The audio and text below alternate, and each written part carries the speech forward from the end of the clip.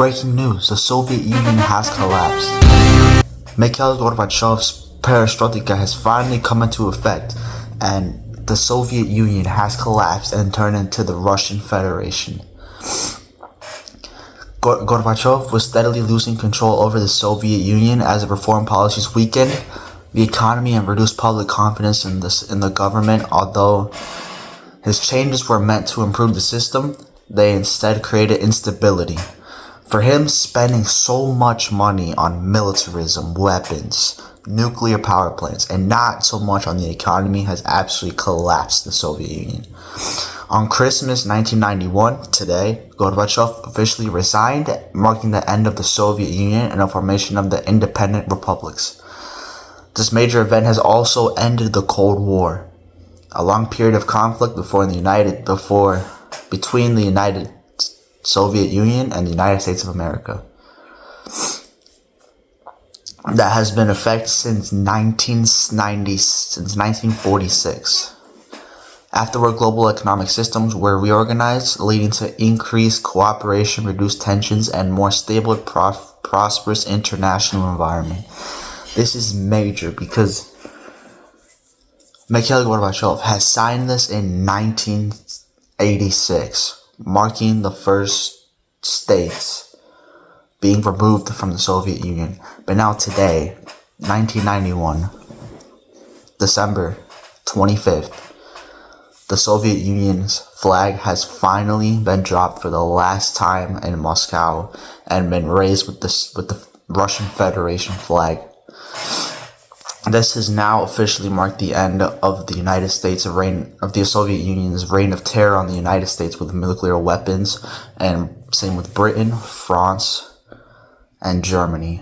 And now also Germany is one unified state again.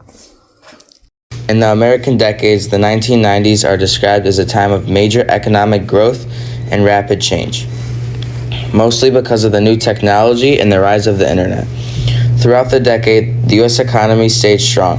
Unemployment was low, inflation was controlled, and everyone felt safe and happy with their jobs. Because of this confidence, consumer spending increased and business continued to expand. One of the biggest stories of the decade was the growth of technology. Computers and the internet became much more common in homes, schools, and workplaces. Businesses began using email, websites, and online shopping, which changed the way the whole company operated and how they communicated with the customers. Tech companies grew quickly as investors believed the internet business would change the future. This period became known as the dot-com boom. At the same time, the stock market saw huge growth. Everyone started investing, hoping to profit from the success of the new technology. But many of these businesses were overvalued and were not making enough real profit to support their stock prices.